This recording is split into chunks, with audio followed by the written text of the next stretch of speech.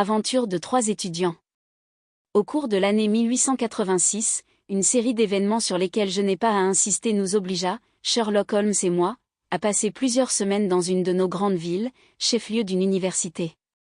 C'est pendant cette période que se passa l'aventure que je vais raconter.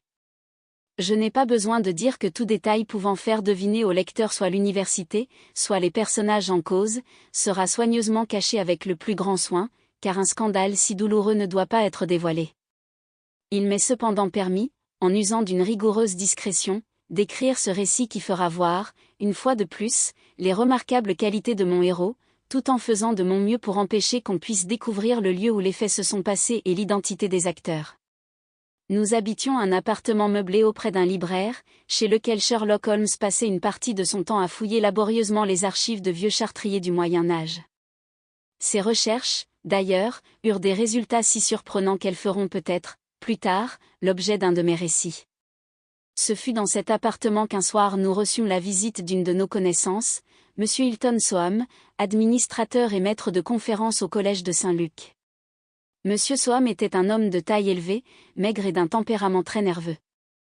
Je l'avais toujours connu très agité, mais, à ce moment, il était tellement bouleversé qu'un événement grave venait certainement de se produire. « J'espère, Monsieur Holmes, dit-il, que vous pourrez nous donner quelques heures de votre temps si précieux.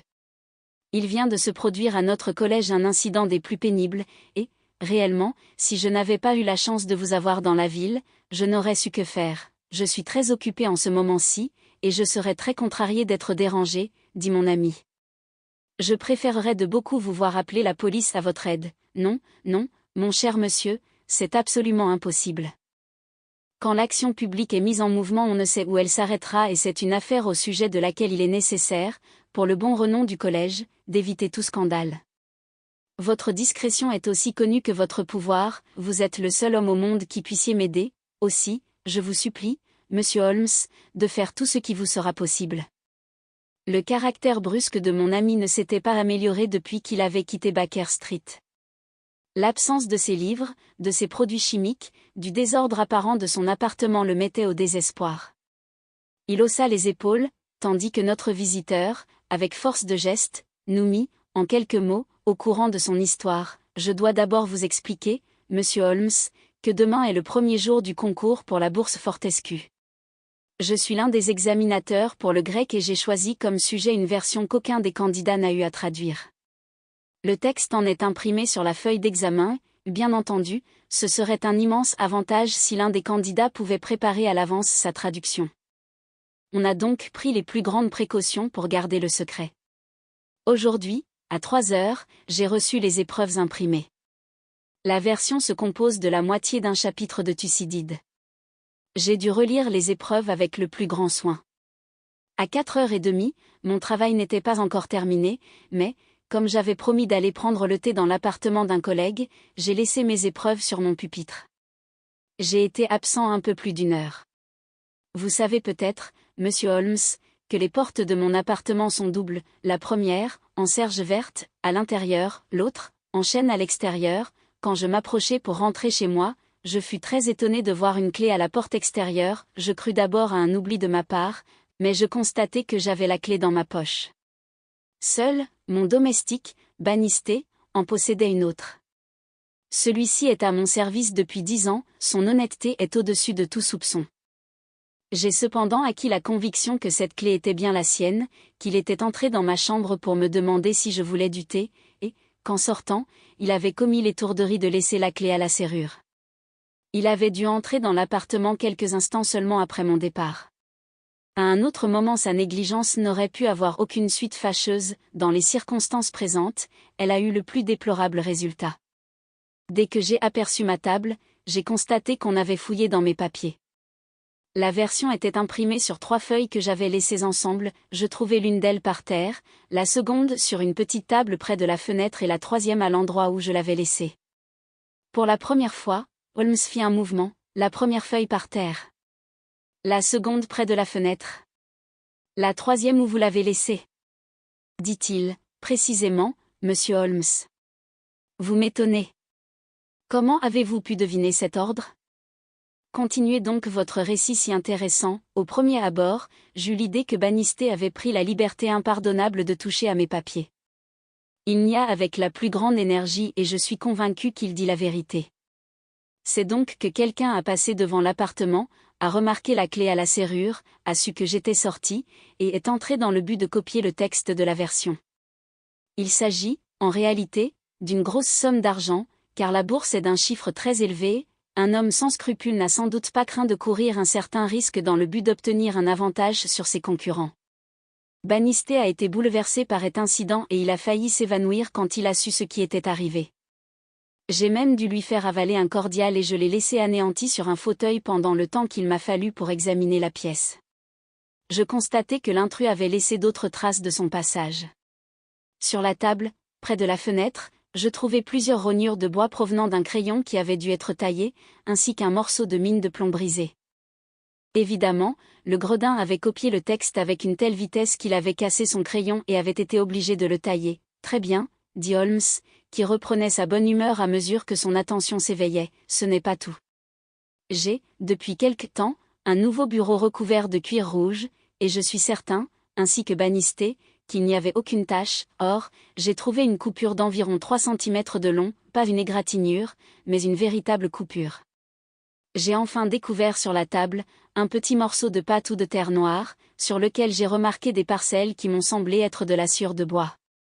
Je suis persuadé qu'il a été laissé par celui qui a fouillé mes papiers. Il n'y avait, d'ailleurs, aucune empreinte de pas qui pût mettre sur sa trace. Je ne savais plus à quel saint me vouer, quand l'idée m'est venue que vous étiez ici et je me suis hâté de mettre l'affaire entre vos mains. Aidez-moi, monsieur Holmes, vous voyez d'ici mes ennuis. Il faut que je trouve l'individu ou que je fasse renvoyer le concours jusqu'au moment où j'aurai eu le temps de faire imprimer un nouveau texte. Il sera, dans ce cas, indispensable de fournir une série d'explications qui feront un tort énorme au collège et à l'université. Tout ce que je désire, c'est étouffer cette affaire. Je serai très heureux de vous aider de mes conseils, dit Holmes en se levant et en passant son par-dessus. L'affaire ne manque pas d'intérêt. Est-il venu quelqu'un dans votre chambre après que vous avez eu reçu les épreuves? Oui, le jeune Dollara, un étudiant des Indes, dont la chambre donne sur le palier, il est venu me demander quelques renseignements sur l'examen. Doit-il prendre part au concours? Oui. Les papiers étaient-ils sur votre table à ce moment? Autant que je me rappelle, ils s'y trouvaient enroulés. Pouvait-on reconnaître que c'étaient des épreuves? C'est possible, personne autre n'est entré dans votre chambre? Non. Quelqu'un savait-il que les épreuves s'y trouvaient? Non, sauf l'imprimeur. Bannisté le savait-il? Certainement non. Personne ne le savait. Où est Bannisté, maintenant, le pauvre homme?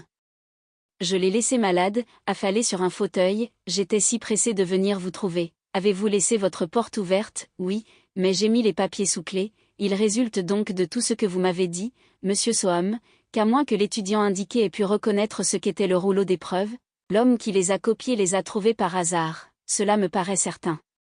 Holmes eut un sourire énigmatique. Eh bien, dit-il, allons là-bas. Ce n'est pas une de vos affaires, Watson, mais venez cependant si vous voulez. Maintenant, monsieur Soham, je suis à votre disposition. Le cabinet de notre client avait une fenêtre à petits carreaux donnant sur la cour d'honneur du vieux collège et s'ouvrait sur un escalier de pierre, usé par le temps, par une porte en ogive. L'appartement se trouvait au rez-de-chaussée. Au-dessus de lui, habitaient les 3 étudiants dont j'ai parlé, un à chaque étage. La nuit commençait à tomber quand nous arrivâmes sur les lieux. Holmes s'arrêta et contempla la fenêtre avec intérêt, puis, en se hissant sur la pointe des pieds, il jeta un coup d'œil à l'intérieur. Il n'a pu entrer que par la porte, dit notre guide, car la fenêtre est trop étroite pour laisser passer un homme. Vraiment, dit Holmes, qui sourit d'un air singulier en regardant notre compagnon. Eh bien, puisque nous n'avions rien à examiner ici, nous n'avons qu'à entrer. Le maître de conférence ouvrit la porte extérieure et nous fit pénétrer. Nous restâmes sur le seuil tandis que Holmes regardait le tapis. Je ne vois ici aucune trace de pas, ce qui s'explique facilement par la sécheresse de ces jours derniers. Votre domestique doit être entièrement remis de ses émotions. Vous l'aviez, dites-vous, laissé étendu sur un fauteuil, lequel, ici, à côté de la fenêtre, je vois, près de cette petite table. Vous pouvez entrer maintenant, j'ai suffisamment examiné le tapis. Voyons maintenant la petite table. Il est facile de se rendre compte comment les choses se sont passées. L'homme est arrivé, a pris, page par page, les épreuves sur le bureau et les a apportées sur cette table près de la fenêtre, parce que de cet endroit il pouvait vous voir traverser la cour et prendre la fuite s'il était nécessaire. Il n'a pu me voir, car je suis rentré par une porte de côté, peu importe, telle était son idée. Voyons maintenant les 3 épreuves.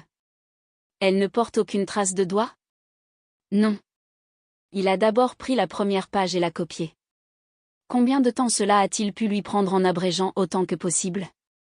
Un quart d'heure au moins. Il a jeté ensuite cette feuille et a saisi la seconde. Il devait l'avoir à moitié copiée, quand votre retour l'a obligé à une fuite rapide. Très rapide, car il n'a pas eu le temps de remettre en place les papiers, ce qui devait vous faire deviner qu'on y avait touché. Vous ne vous rappelez pas avoir entendu des pas précipités quand vous avez ouvert la porte? Non, je ne m'en souviens pas. Il a écrit avec une telle ardeur qu'il a cassé son crayon et a été obligé de le tailler, ainsi que vous l'avez constaté vous-même. Ce point est capital, Watson. Le crayon était très gros et la mine de plomb en était très douce.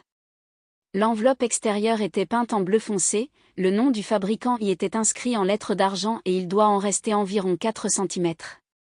Cherchez le crayon, Monsieur Soham, et vous trouverez l'homme. J'ajouterai que la lame de son couteau était longue et mal aiguisée. Monsieur Soham paraissait quelque peu étonné de toutes ces découvertes, je vous suis bien sur tous les points, mais en ce qui concerne la longueur. Holmes montra une des rognures avec les lettres NN, suivie d'un espace net sur le bois. Vous saisissez? Non, pas même maintenant, Watson, vous n'êtes pas le seul à avoir la compréhension lente. Vous savez pourtant que le plus important fabricant de crayons est Johann Faber. N'est-il donc pas évident que les 2 lettres en question sont les 2 dernières du nom de Johann? Il tourna la petite table vers la lumière électrique. J'avais espéré que si le papier sur lequel il avait écrit était très mince, il serait resté des traces de son écriture sur cette surface unie, mais je n'en vois pas. Nous n'avons plus rien à apprendre ici. Allons examiner le bureau. Voilà sans doute un morceau de la terre noire dont vous m'avez parlé, il a la forme d'une pyramide en creux et il porte, en effet, des traces de sciure de bois. Vraiment, ceci est très intéressant. La coupure dont vous m'avez parlé est une véritable déchirure. Je vous remercie, Monsieur Soham, d'avoir appelé mon attention sur cette affaire. Dans quel appartement ouvre cette porte? Dans ma chambre. Êtes-vous entré depuis? Non, je me suis rendu directement chez vous, je serais heureux d'y jeter un coup d'œil. Vous avez là une jolie chambre, d'une architecture remarquable. Voulez-vous avoir l'amabilité d'attendre sur le seuil pendant que j'examinerai le parquet? Allons, je ne vois rien. Vous pendez vos vêtements derrière ce rideau? Si quelqu'un avait eu à se dissimuler dans cette chambre, nul doute qu'il n'eût choisi cet endroit, car le lit est trop bas et l'armoire trop étroite. Il n'y a personne, je pense. Quand Holmes tira le rideau, je vis bien à son attitude qu'il était prêt à tout événement, mais le rideau levé ne laissa apercevoir que 3 ou 4 complets pendus à leur porte-manteau. Holmes allait s'éloigner quand, tout à coup, il aperçut quelque chose à terre. Qu'est-ce ceci? Dit-il. C'était un morceau de terre noire d'une forme pyramidale exactement semblable à celle que nous avions trouvée sur le bureau. Holmes la mit dans le creux de sa main et l'examina sous la lampe électrique. Votre visiteur semble avoir laissé des traces aussi bien dans votre chambre que dans votre petit salon, Monsieur Soham. Qu'a-t-il pu venir faire ici? C'est assez clair à mon avis. Vous êtes entré inopinément et il n'a soupçonné votre arrivée que lorsque vous êtes parvenu à la porte. Que pouvait-il faire? Il a pris tout ce qui pouvait le trahir et a couru se cacher dans votre chambre à coucher. Vous pensez donc, Monsieur Holmes, que lorsque je parlais avec Bannister dans mon petit salon, sans le savoir, nous tenions le prisonnier, celui qui venait de faire le coup, je le crois, voyons, il doit y avoir une autre hypothèse, Monsieur Holmes.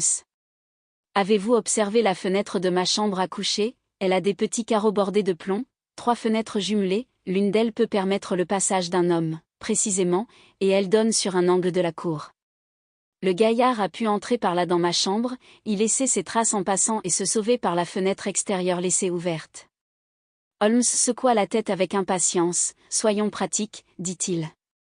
Il y a 3 étudiants qui habitent votre quartier et sont obligés de passer devant votre porte pour entrer chez eux, oui, ils sont tous candidats à la bourse, oui, avez-vous des motifs d'en soupçonner un plutôt que les autres? Scons hésita, c'est une question bien délicate, il est difficile d'exprimer un soupçon quand on n'a pas de preuves. Voyons les soupçons et je chercherai les preuves, je vais vous dépeindre en quelques mots le caractère de chacun d'eux. Celui qui habite le premier étage s'appelle Gilchrist, c'est un garçon très studieux et de plus un athlète, il fait partie du cricket, du rugby et de celui du collège, sportsman très distingué et très beau garçon. Son père était Sir J.B. Gilchrist qui s'est ruiné sur le turf. Cet étudiant est très pauvre, mais c'est un travailleur et il arrivera. Le second étage est habité par Dolara, originaire des Indes, jeune homme très calme, très renfermé comme tous ceux de sa race. Il travaille bien, quoique le grec soit sa partie faible, il est studieux et méthodique. Le troisième étage est occupé par Miles McLaren. C'est un sujet brillant quand il veut travailler, une des plus belles intelligences de l'université, mais il est inconstant, n'a pas de principe. Il a failli être expulsé pendant sa première année, à la suite d'une histoire de jeu. Il n'a rien fait pendant ce trimestre et l'examen doit lui causer une certaine appréhension. En un mot, c'est lui que vous soupçonnez ? Je n'irai pas jusque-là, mais des trois jeunes gens, c'est lui qui est le plus capable d'avoir fait le coup. Maintenant, dit M. Holmes, je serais très heureux de voir votre domestique. Bannister était un homme de petite taille qui touchait à la cinquantaine, son visage était pâle et entièrement rasé, ses cheveux grisonnants. Il paraissait encore ému de cette affaire qui venait de troubler la routine de son existence. Sa figure grave était secouée de mouvements nerveux, et ses doigts ne pouvaient rester immobiles. Nous sommes en train de faire une enquête au sujet de cette malheureuse affaire, lui dit son maître. Oui, monsieur, il paraît, dit Holmes, que vous avez oublié votre clé à la porte. Oui, monsieur. N'est-ce pas une coïncidence extraordinaire que cet oubli ait eu lieu précisément le jour où les épreuves se trouvaient dans l'appartement? C'est très malheureux, monsieur, mais cela m'est déjà arrivé d'autres fois. Quand êtes-vous entré dans la chambre? Il était à peu près 4h30, c'est généralement à cette heure-là que monsieur Soham prend son thé. Combien de temps y êtes-vous resté? Quand j'ai vu qu'il était absent, je me suis retiré de suite. Avez-vous regardé les papiers sur le bureau? Bien sûr que non, monsieur. Comment se fait-il que vous ayez laissé la clé à la porte? J'avais le plateau à thé entre les mains, et je me suis dit que je reviendrais chercher la clé, puis j'ai oublié la serrure de la porte extérieure. Ferme-t-elle d'elle-même au loquet? Non, monsieur. Alors, elle est restée ouverte tout le temps? Oui, monsieur. Une personne qui se fût trouvée à l'intérieur de l'appartement eût pu facilement en sortir? Oui, monsieur. Quand monsieur Soham est entré et vous a appelé, vous étiez très ému? Oui, monsieur. Une chose pareille ne s'est jamais produite depuis les longues années que je suis ici. J'ai failli m'évanouir. C'est ce qu'on m'a dit. Où étiez-vous quand vous avez commencé à vous sentir mal à l'aise? Où j'étais, monsieur?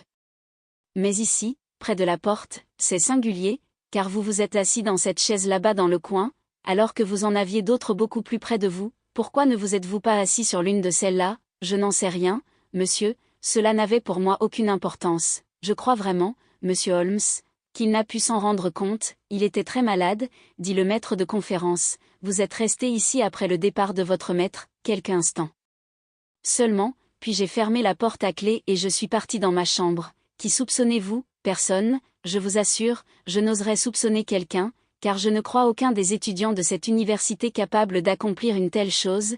Non, je ne le crois pas, merci, cela suffit, dit Holmes.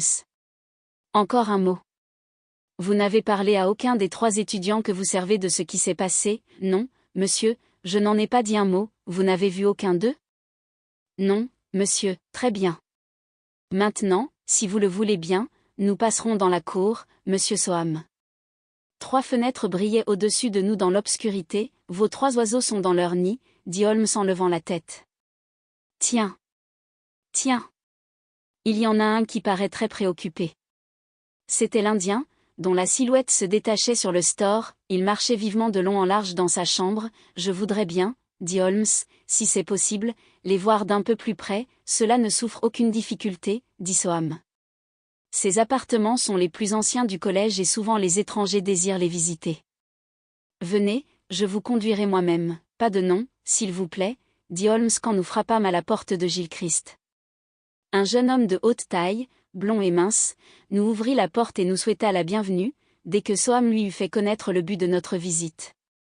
Cette pièce était un spécimen très curieux de l'architecture du Moyen Âge. Holmes fut si enthousiasmé qu'il manifesta le désir de dessiner quelques détails sur son carnet. Dans sa précipitation, il brisa son crayon, fut obligé d'en emprunter un au jeune homme et lui demanda également son canif. Le même accident lui arriva dans l'appartement de l'Indien, un petit homme silencieux au nez crochu qui nous regarda d'un air défiant et parut très satisfait quand les études archéologiques de Holmes furent terminées. Je me rendis bien compte que Holmes dans ses 2 visites n'avait pas trouvé ce qu'il désirait. Au 3e étage, nous n'eûmes aucun succès. À notre appel, la porte extérieure resta fermée, et nous fûmes reçus par une bordée de paroles malsonnantes. « Peu m'importe qui vous êtes. »« Allez au diable », dit la voix en colère. « C'est demain l'examen, laissez-moi tranquille, quel garçon impoli », dit notre guide, rougissant de colère tandis que nous descendions l'escalier. Il ne savait pas évidemment que c'était moi qui frappais, mais néanmoins, sa conduite a été des plus insolentes, et, dans les circonstances présentes, elle peut paraître bien suspecte. La réponse de Holmes me sembla bizarre. Pourriez-vous me dire exactement quelle est sa taille? Il m'est impossible de vous la faire connaître exactement. Il est plus grand que l'Indien, mais plus petit que Gilchrist. Il doit avoir à peu près 5 pieds 6 pouces. C'est très important, dit Holmes, et maintenant, Monsieur Soham, je vais vous souhaiter le bonsoir. Notre guide jeta un cri d'étonnement et de désespoir. Vous n'allez pas me quitter aussi brusquement, Monsieur Holmes. Vous ne semblez pas vous rendre compte de ma situation. C'est demain le concours, il faut que je prenne une décision dès ce soir. Il m'est impossible de le laisser avoir lieu si l'une des compositions a été vue à l'avance. Il faut que je me décide, laissez les choses comme elles sont. Je viendrai de bonne heure demain matin et nous causerons. Je serai peut-être alors en situation de vous dire quoi faire. En tout cas, ne modifiez rien. Rien, très bien, Monsieur Holmes, soyez tranquille, nous trouverons un moyen de nous sortir de ces ennuis. Je vais emporter avec moi un peu de cette terre noire et les rognures du crayon. Allons, au revoir. Nous sortîmes dans la cour et nous regardâmes les fenêtres éclairées. L'Indien marchait toujours de long en large dans sa chambre, les autres étaient invisibles. Eh bien, Watson, qu'en pensez-vous? Demanda Holmes quand nous fûmes sortis dans la rue. C'est un vrai jeu de salon, une partie à 3. C'est sûrement l'un d'eux, faites votre choix, c'est à mon avis ce garçon insolent qui habite le 3e étage, c'est lui, d'ailleurs, qui a la plus mauvaise réputation. L'Indien aussi est un garçon rusé. Pourquoi diable se promène-t-il ainsi tout seul dans sa chambre? Il n'y a là rien d'extraordinaire, il y a bien des gens qui se promènent ainsi quand ils apprennent quelque chose par cœur. Il nous a dévisagés d'une façon bizarre. Vous en auriez sans doute fait autant si une bande d'étrangers était venue vous déranger à une veille d'examen, alors que chaque minute peut avoir une grande importance. Je ne vois rien à redire à cela. Et puis, son canif, son crayon ne correspondent pas. Mais il y a quelqu'un qui me tracasse, qui, Bannister, le domestique. Quel a été son rôle dans tout ceci? Il m'a semblé un homme absolument honnête, et à moi aussi, c'est ce qui m'étonne. Pourquoi un homme parfaitement honnête? Allons, voici une librairie, nous allons y continuer nos recherches.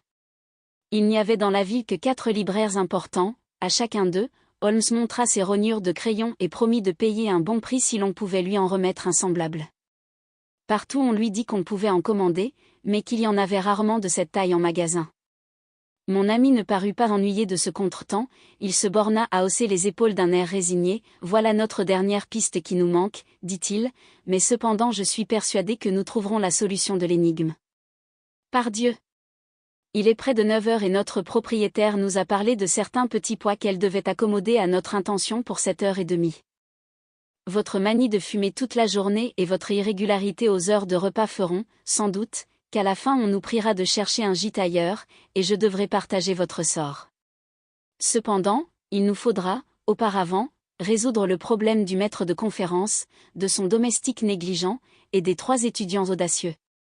Holmes ne me parla plus de cette affaire pendant toute la soirée, bien qu'il fût resté longtemps absorbé dans ses pensées après notre dîner retardé. Le lendemain matin, à 8 heures, il fit son entrée dans ma chambre comme je venais de finir ma toilette. Eh bien, Watson, il est temps de nous rendre à Saint-Luc. Cela ne vous fait-il rien d'y aller sans déjeuner? Bien sûr que non, Soham va être dans tous ses états jusqu'au moment où nous lui dirons quelque chose de positif. Avez-vous donc quelque chose de positif à lui annoncer? Je le crois. Vous avez trouvé la solution? Oui, mon cher Watson, j'ai découvert le mystère. Quelle nouvelle preuve avez-vous recueillie? Ah! Ce n'est pas pour rien que je me suis levé à 6 heures du matin. J'ai eu fort à faire pendant 2 heures, j'ai parcouru 5 milles, mais j'ai enfin trouvé quelque chose. Regardez ceci. Il me montra dans sa main 3 morceaux de terre reproduisant en creux la forme d'une pyramide. Vous n'en aviez que 2 hier, Holmes, j'ai trouvé l'autre ce matin. Je suis certain qu'ils proviennent tous les 3 du même endroit, n'est-ce pas, Watson? Venez, et nous allons tranquilliser ce brave Soham. Le malheureux maître de conférence était dans un état lamentable quand nous entrâmes dans son appartement. Le concours devait commencer dans quelques heures et il se demandait s'il faudrait rendre l'incident public ou laisser le coupable concourir pour cette bourse de grande valeur. Il pouvait à peine contenir son agitation et il se précipita vers Holmes les mains tendues. « Dieu merci, vous voilà. Je commençais à craindre que vous n'ayez tout abandonné. Que dois-je faire? Faut-il laisser le concours avoir lieu? Mais certainement, mais ce gredin, il ne prendra point part au concours, vous le connaissez, je le crois. Et si cette affaire doit rester secrète, il faut que nous formions nous-mêmes un tribunal d'honneur. Asseyez-vous là, s'il vous plaît, Soham, vous ici, Watson, et je prendrai un fauteuil au milieu de vous. Voilà. Je crois que nous sommes suffisamment dignes pour en inspirer aux coupables. Ayez la bonté de sonner. Bannister entra et parut rempli de surprise et de crainte à notre aspect. Veuillez fermer la porte, dit Holmes. Et maintenant, Bannister, dites-nous la vérité sur l'incident d'hier. L'homme devint blanc jusqu'à la racine de ses cheveux. Je vous ai tout dit, monsieur, vous n'avez rien à ajouter, rien absolument, monsieur, eh bien, il faut alors que je vous mette sur la voie. Quand vous vous êtes assis sur cette chaise, hier, n'était-ce pas dans le but de dissimuler un objet quelconque qui aurait pu indiquer la personne ayant pénétré dans l'appartement? Le visage de Bannister devint livide. Non, monsieur, assurément non, c'est seulement une idée, dit Holmes, et j'avoue qu'il m'est impossible d'en fournir la preuve. Mais cette hypothèse me semble fort probable, car aussitôt que M. Soham eut tourné le dos, vous avez délivré la personne qui était cachée dans la chambre à coucher. Bannister passa sa langue sur ses lèvres desséchées. Il n'y avait personne, dit-il. Ah! Voilà qui est malheureux, Bannister. Jusqu'à présent, vous avez peut-être dit la vérité, mais, maintenant, je sais que vous mentez. Le visage de l'homme sembla encore plus défait. Il n'y avait personne, monsieur, allons, Bannister, non, monsieur, il n'y avait personne. Dans ce cas, vous ne pouvez nous aider, mais restez dans la pièce, s'il vous plaît, là, auprès de la chambre. Maintenant, Soham, ayez donc l'amabilité de vous rendre à l'appartement du jeune Gilchrist et de le prier de descendre ici. Un instant après, le maître de conférence était de retour et ramenait l'étudiant avec lui. C'était un jeune homme de grande taille, élégant, à la figure ouverte et sympathique. Ses yeux bleus se troublèrent à notre vue et se fixèrent avec une expression de désespoir sur Bannister. « Fermez la porte, dit Holmes. Maintenant, monsieur Gilchrist, nous sommes seuls ici et personne ne saura jamais ce qui va se passer. Soyons francs les uns et les autres. Nous voulons savoir comment, vous, un jeune homme honorable, avez pu commettre l'action d'hier? » Le malheureux jeune homme fit un pas en arrière et lança un coup d'œil de reproche à Bannister. « Non, non, monsieur Gilchrist. Je n'ai pas dit un mot, pas un seul, dit le domestique, c'est vrai, mais ce mot, vous venez de le prononcer maintenant, dit Holmes. Vous comprenez, monsieur, qu'après ce que vient de dire Bannister, votre situation est désespérée et qu'il ne vous reste plus qu'à avouer franchement vos torts. Gilchrist chercha d'abord à reprendre son sang-froid, puis, se jetant à genoux, près du bureau, il se cacha le visage dans les mains et éclata en sanglots. Allons, dit Holmes avec bonté. Il est humain de faillir et personne ne vous accusera d'être un pécheur endurci. Peut-être vaut-il mieux que je raconte à M. Soham comment les choses se sont passées, vous m'arrêterez si je me trompe. Le voulez-vous? Vous n'avez pas besoin de me répondre, écoutez-moi seulement, afin de faire des corrections à mon récit s'il y a lieu. Dès le moment où vous m'avez dit, M. Soham, que personne, pas même Bannister, ne pouvait savoir que les épreuves se trouvaient dans votre cabinet, l'affaire se dessina nettement dans mon esprit. Il fallait donc écarter tout soupçon à l'encontre de l'imprimeur, qui eût eu toute facilité de les examiner chez lui. Je n'ai guère songé à l'étudiant indien. Si les épreuves étaient roulées, il ne pouvait deviner ce qu'elles contenaient. Il me semblait impossible d'admettre une coïncidence qui eût poussé quelqu'un à entrer par hasard dans votre appartement, précisément le jour même où les épreuves y avaient été déposées. J'ai donc laissé cette hypothèse de côté et j'ai estimé que celui qui avait pénétré dans votre cabinet savait que les épreuves s'y trouvaient. Quand je me suis approché de votre appartement, j'ai d'abord examiné la fenêtre. Vous m'avez même amusé en émettant l'idée que j'avais pu croire, un instant, qu'on avait pu, en plein jour, sous les fenêtres donnant sur la cour, songer à pénétrer par là. Cette pensée eût été stupide. Non, je calculais tout simplement quelle devait être la taille d'un homme qui pouvait apercevoir, en passant, les papiers placés sur le bureau. J'ai 6 pieds de haut et j'ai dû me lever sur la pointe des pieds pour voir le dessus du bureau. Donc, il fallait quelqu'un qui eût une taille au moins égale. Mes soupçons devaient donc se porter sur celui de nos 3 étudiants qui était le plus grand. Je suis entré et je vous ai fait part des réflexions que me suggérait la position de la petite table. L'examen du bureau ne me signala rien de particulier, jusqu'au moment où vous m'avez dit que Gilchrist était un athlète et que, par conséquent, il devait savoir sauter, alors je compris tout et je n'avais plus qu'à chercher une preuve indiscutable. Voici ce qui s'est passé, le jeune homme était allé, dans l'après-midi, sur le terrain de course, où il s'était livré à des exercices de saut.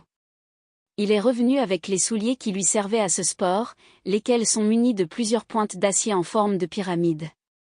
En passant devant votre fenêtre, sa grande taille lui permit d'apercevoir des épreuves sur votre bureau et il en devina la nature. Il n'eût certainement rien fait s'il n'eût aperçu, en passant devant votre porte, la clé oubliée par la négligence de votre domestique. Une impulsion soudaine le poussa à vérifier si c'était, bien là les épreuves. Ce n'était pas un exploit bien dangereux, car il avait une excuse toute trouvée, celle de dire qu'il était venu vous poser une question. Après s'être rendu compte de la nature de ces épreuves, il céda à la tentation. Il posa ses souliers sur le bureau. À propos, qu'avez-vous donc laissé sur la chaise, près de la fenêtre, mes gants, dit le jeune homme. Holmes jeta un regard de triomphe à Bannister. Il posa donc ses gants sur la chaise et prit les épreuves, page par page, pour les copier. Il pensa que vous reviendriez par la porte d'entrée principale et qu'il vous verrait rentrer, mais vous êtes rentré par une petite porte de côté. Tout à coup, il vous a entendu, il n'avait plus le temps de se sauver. Oubliant ses gants, il put saisir ses souliers et se sauva dans votre chambre à coucher. Remarquez que l'égratignure au cuir de votre bureau est légère d'un côté, mais que sa partie la plus profonde se trouve dans la direction de la chambre à coucher. Cela m'a démontré que le soulier a été enlevé dans cette direction et que c'était là où le coupable avait dû se réfugier. La terre, autour de la pointe, était restée sur le bureau et il y en avait un autre morceau dans la chambre. Je dois ajouter que je suis allé jusqu'au terrain de sport ce matin, j'ai vu que la piste à sauter était formée de cette terre et j'en ai emporté un échantillon, ainsi que de la sciure de bois jetée pour empêcher de glisser. Ai-je dit la vérité, monsieur Gilchrist ? L'étudiant se redressa de toute sa hauteur. Oui, monsieur, dit-il, c'est la vérité, et vous n'avez rien à ajouter, grand Dieu, s'écria Soham. Pardon, monsieur, mais mon étonnement d'avoir été ainsi découvert m'a totalement bouleversé. Voici une lettre, monsieur Soham, que j'ai écrite ce matin, après une nuit terrible, avant même que j'aie pu soupçonner que ma fraude fût connue. La voici. Vous verrez que je vous écris que je suis résolu à ne pas prendre part au concours et que j'accepte l'offre qui m'a été faite d'une place dans la police de Rhodesia. Je vais, sans tarder, partir pour l'Afrique du Sud. Je suis très heureux de savoir que vous n'avez pas voulu bénéficier de votre mauvaise action, dit Soham, mais pourquoi avez-vous changé d'idée ?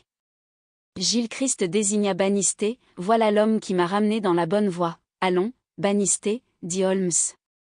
Je vous ai suffisamment démontré que vous seul aviez pu laisser s'enfuir le jeune homme, car vous seul êtes resté dans l'appartement, vous seul avez fermé la porte à clé en sortant. L'hypothèse qu'il ait pu s'enfuir par la fenêtre est inadmissible. Voulez-vous maintenant éclaircir le dernier point du mystère et nous faire connaître les raisons qui vous ont poussé à agir ainsi ? C'est bien simple, mais il fallait le savoir et toute votre habileté ne pouvait vous faire deviner ce détail. Autrefois, j'ai été majordome chez Sir Jabez Gilchrist, père de ce jeune homme. Après sa ruine, je vins ici comme domestique, mais je n'ai jamais oublié mon ancien maître tombé dans le malheur. En souvenir du temps passé, j'ai toujours continué à veiller sur son fils. Eh bien, monsieur, quand je suis entré ici hier, après la découverte de ce qui s'était produit, le premier objet qui m'a frappé les yeux, a été la paire de gants de monsieur Gilchrist, oubliée sur cette chaise. J'ai tout compris, si monsieur Soham les apercevait, tout était fini. Je suis donc tombé sur cette chaise d'où je n'ai pas voulu bouger jusqu'à ce que monsieur Soham fût parti vous chercher. Mon jeune maître, que j'avais jadis fait sauter sur mes genoux, est sorti et m'a tout avoué. N'était-il pas légitime d'essayer de le sauver? N'était-il pas de mon devoir de lui dire ce que lui eût certainement dit son père s'il eût été là, et de lui faire comprendre qu'il ne devait pas profiter d'un tel acte? Auriez-vous le courage de me blâmer? Non, certainement, dit Holmes, du fond du cœur en se levant. Eh bien, Soham, ajouta-t-il, nous avons résolu votre énigme, le déjeuner nous attend à la maison, venez, Watson. Quant à vous, monsieur Gilchrist, je vous souhaite un avenir brillant en Rhodesia. Vous avez commis une faute, mais j'espère que l'avenir vous permettra de la racheter.